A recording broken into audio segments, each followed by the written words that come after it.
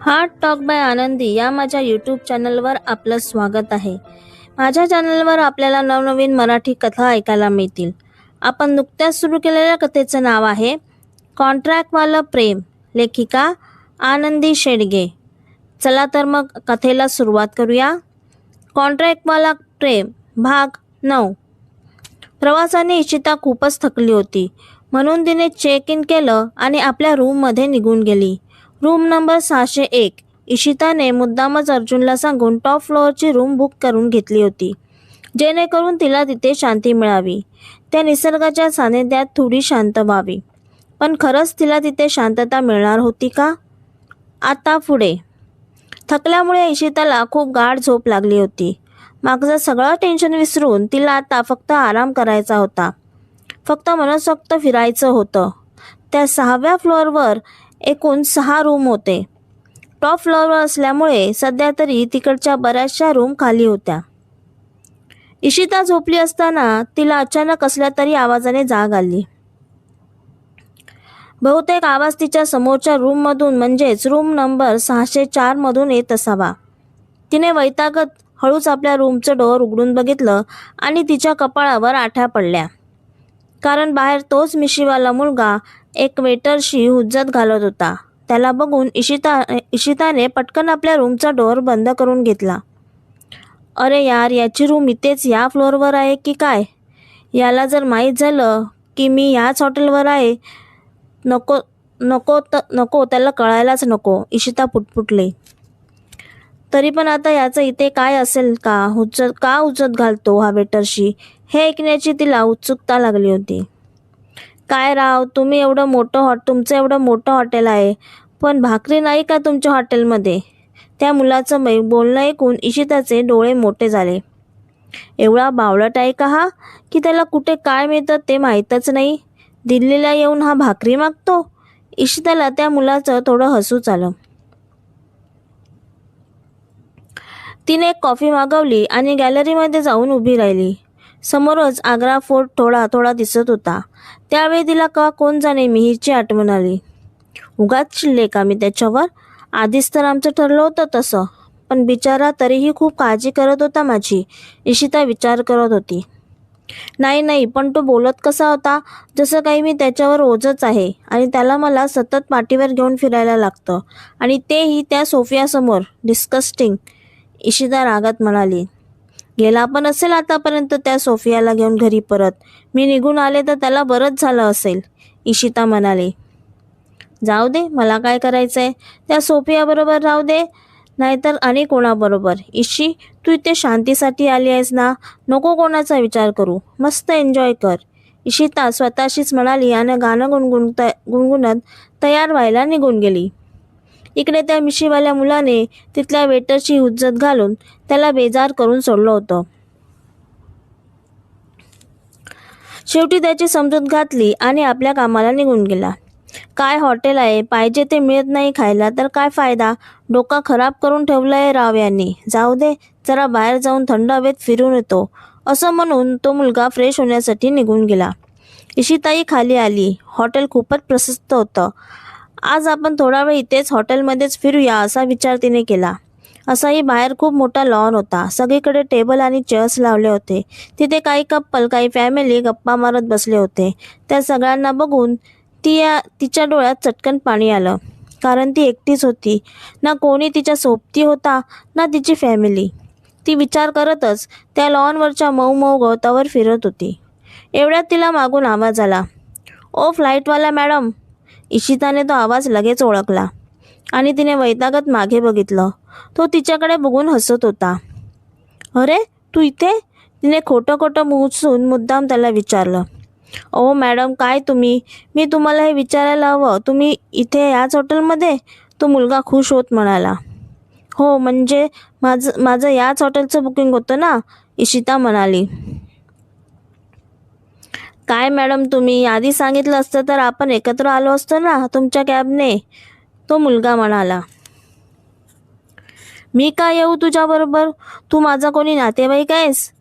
इशिता आता खरंच वैतागली होती. तसं नाही हो मॅडम, सोबतीला सोबत असतं असं म्हणून म्हणालो मी. तो म्हणाला, हे बघ, मला तुझी सोबत नको आहे. मी इथे एकटीने फिरायला आली आहे. मला शांती हवी आहे. प्लीज मला एकटं सोडतोस? इशिता तोंड वाकडं करत म्हणाली, अहो मॅडम, तुम्हाला माहीत आहे का, मी पण माझ्या गावातून पहिल्यांदाच फिरण्यासाठी बाहेर पडलो आहे. माझं स्वप्न आहे की सगळं जग फिरायचं, ते पण एकट्याने. तो मुलगा बोलत होता. मग फिर ना आणि मलाही फिरू दे. तू हे सगळं मला का सांगत आहेस? इशिता म्हणाली. तेच तर सांगतोय ना मॅडम, किती चिडचिड करता, ऐकूनच घेत नाही तुम्ही. सारखं सारखं तुमची आणि माझी भेट होते म्हणजे नक्कीच काहीतरी असणार. तुम्ही पण एकटे फिरणार आणि मी पण. त्यापेक्षा आपण एकत्र फिरलो तर, तो मुलगा म्हणाला. तेवढ्यात त्याच्या बाजूने एक सुंदर मुलगी गेली. त्या मुलाने तिच्याकडे वळून बघितलं आणि परत इशिताशी बोलू लागला. इशिताने थोडा संशयाने त्याच्याकडे बघितलं. ए बाबा, तुला एकदा सांगितलेलं कळत नाही का? मला एकटं राहायचंय, एकटं फिरायचंय. जा, तू मला माफ कर. इशिताने त्याच्यापुढे हात जोडले आणि रागाने निघून गेली. अरे कमाल आहे, चांगलंच तर सांगत होतो, तरी रागाने निघून गेल्या. एकटं फिरायचं तर फिरा, मला काय करायचं आहे? त्या मुलाने आपले खांदे उडवले आणि निघून गेला. इशिता खरंच त्या मुलाच्या बडबडीने कंटाळली होती. तेवढ्यात तिच्या बाबाचा तिला फोन आला. तिने वैतागतच तो उचलला. बोल बाबा, काय झालं? तिने डायरेक्ट प्रश्न केला. इशी, कुठे आहेस तू? तुझ्या सासूने सांगितलं तू बंगलोरला गेली आहेस, पण मी मीरला इथे बघितलं. घरी फोन केला काल तर कळलं तू आली नाहीस त्याच्याबरोबर. तिच्या बाबाने थोड्या कडक आवाजात विचारलं. बाबा, मी जिथे आहे तिथे व्यवस्थित आहे आणि मी कायमची इथे राहणार नाही, येणार आहे परत. माझी काळजी करण्याची कोणाला काहीच गरज नाही, इशिता म्हणाली. इशी, अगं कशी बोलतेस? बाबा आहे मी तुझा, विसरू नकोस. तिचे बाबा म्हणाले. मला लक्षात आहे बाबा, तूच विसरला आहेस. असं म्हणत इशिताने फोन कट केला आणि फोन स्विच ऑफ करून टाकला. इशिताचा मूड आता ऑफ झाला होता. ती रागाने आपल्या रूमकडे जायला निघाली आणि समोर कोणाला तरी धडकले. अहो मॅडम, हळू, समोरून आवाज आला. तू तू परत? का एकटं सोडत नाही मला? चल बाजूला हो. एकतर आधीच वैतागलेली इशिता बिचारी त्या मुलावर बरसली. त्याला बाजूला ढकलत इशिता आपल्या रूममध्ये निघून गेली. अरे, आता मी काय केलं? स्वतः समोरून धडकल्या आणि वरून मलाच बोलून गेल्या. तो मुलगा स्वतःशीच पुटपुटला. दुसऱ्या दिवशी सकाळीच फ्रेश मूडमध्ये इशिता उठली. तिथलं सकाळचं वातावरण मोहून टाकणारं होतं. ती पटकन तयार झाली आणि खाली आली. तिला आज आग्रा फोर्ट बघण्यासाठी जायचं होतं, म्हणून तिने रिसेप्शनवर सांगून फोर्टसाठी एक कॅब बुक करवली आणि कॅबची वाट बघत बाहेर लॉनमध्ये जाऊन बसली. अहो, असं कसं विसरलात? मी म्हणूनच सकाळी लवकर तुम्हाला फोन करून सांगितलं होतं. एवढा निष्काळजीपणा तुम्ही कसा करू शकता? तो मिशीवाला मुलगा रिसेप्शनवर बडबड करत होता. I am really very sorry sir. मी तुमच्यासाठी आता कॅब बुक करते, प्लीज तुम्ही बसा, ती रिसेप्शनिस्ट अदबीने म्हणाली. बसा काय बसा? हो मॅडम, मी कधीपासून तयार होऊन वाट बघतोय आणि आता तुम्ही अजून मला सांगताय प्लीज बसा? तो मुलगा आता चांगलाच भडकला होता. सर प्लीज, तुम्ही एक काम करता का? त्या तिथे बसलेल्या मॅडमनी पण आत्ताच कॅब बुक केली आहे. तुम्हाला हवं तर तुम्ही त्यांच्याबरोबर जाऊ शकता, प्लीज सर, रिसेप्शनिस्ट म्हणाली. कोण मॅडम? त्या? नको बाबा, काही बोललं तर लगेच चिडतात. त्यापेक्षा मी वाट बघीन, तो मुलगा म्हणाला. सर, मी बोलते त्यांच्याशी, मी रिक्वेस्ट करते त्यांना. चांगले आहेत मॅडम, ऐकतील त्या, ती रिसेप्शनिस्ट म्हणाली.